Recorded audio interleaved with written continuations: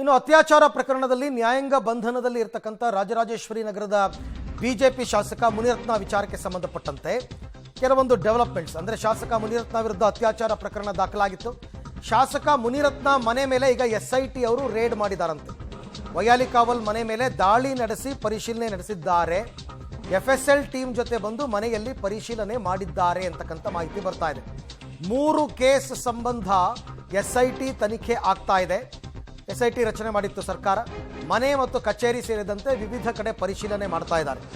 SIT 3 ಕೇಸ್ಗೆ ಸಂಬಂಧಪಟ್ಟಂತೆ, ಒಂದು ಜಾತಿ ನಿಂದನೆ, ಮತ್ತೊಂದು ಬೆದರಿಕೆ ಹಾಗೂ ಅತ್ಯಾಚಾರ, ಈ 3 ಕೇಸ್ಗಳು ಮುನಿರತ್ನ ವಿರುದ್ಧ ದಾಖಲಾಗಿ ಈಗಾಗಲೇ ಅವರು ಪರಪ್ಪನ ಅಗ್ರಹಾರ ಜೈಲಿನಲ್ಲಿದ್ದಾರೆ, ನ್ಯಾಯಾಂಗ ಬಂಧನದಲ್ಲಿದ್ದಾರೆ, ಜುಡಿಷಿಯಲ್ ಕಸ್ಟಡಿನಲ್ಲಿ. ಈ ಮಧ್ಯದಲ್ಲಿ ಎಸ್ಐಟಿ ಅವರು ತನಿಖೆಯನ್ನು ಶುರು ಮಾಡಿಕೊಂಡು ಈಗ ಮುನಿರತ್ನ ಅವರ ಅನುಪಸ್ಥಿತಿಯಲ್ಲೇ ಅವರ ಮನೆ ಮೇಲೆ ರೇಡ್ ಮಾಡಿದ್ದಾರೆ.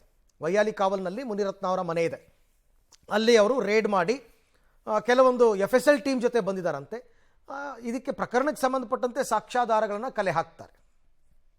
ಸೊ ಈಗ ಸದ್ಯಕ್ಕೆ ಅವರ ಮನೆಯ ಮೇಲೆ ರೇಡ್ ಮಾಡಿದ್ದಾರೆ, ಮುನಿರತ್ನ ಅವರ ಮನೆಯ ಮೇಲೆ, ಮತ್ತು ಅವರ ಕಚೇರಿಗೂ ಸಂಬಂಧಪಟ್ಟಂತೆ ರೇಡ್ ಆಗಿದೆ ಅಂತ.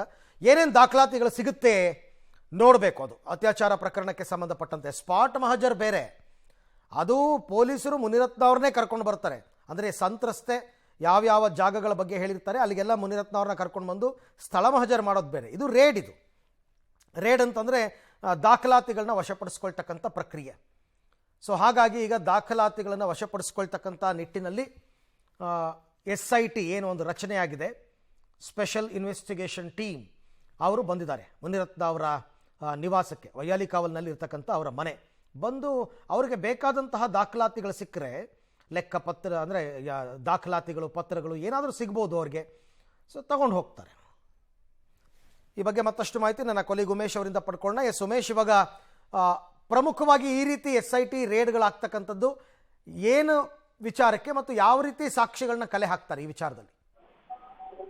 ಅರವಿಂದ್, ಈಗಾಗಲೇ ಶಾಸಕ ಮುನಿರತ್ನ ಮೇಲೆ ಅತ್ಯಾಚಾರ ಪ್ರಕರಣ ಮತ್ತೆ ಜಾತಿ ನಿಂದನೆ ಮತ್ತೆ ಜೀವ ಬೆದರಿಕೆ 3 ಪ್ರಕರಣಕ್ಕೆ ಸಂಬಂಧಪಟ್ಟ ಹಾಗೆ ಈಗಾಗಲೇ ಎಸ್ಐಟಿ ಅಧಿಕಾರಿಗಳು ತನಿಖೆ ಶುರು ಮಾಡ್ತಾ ಇರುವಂತದ್ದು. ಕಳೆದ 3 ದಿನಗಳಿಂದ ಅವ್ರನ್ನ ಬಾಡಿ ವಾರೆಂಟ್ ಮೇಲೆ ಕಸ್ಟಡಿಗೂ ಕೂಡ ಪಡ್ಕೊಂಡಿದ್ದಾರೆ. ಇವತ್ತು ಬೆಳಗ್ಗೆ 8 ಗಂಟೆ ಸುಮಾರಿಗೆ ಮುನಿರತ್ನ ಮನೆ ಮತ್ತೆ ಕಚೇರಿ ಏನಿದೆ ವೈಯಾಲಿಕಾವಲ್ನಲ್ಲಿ, ಆ ಜಾಗಕ್ಕೆ 15 ಜನ ಅಧಿಕಾರಿಗಳ ತಂಡ.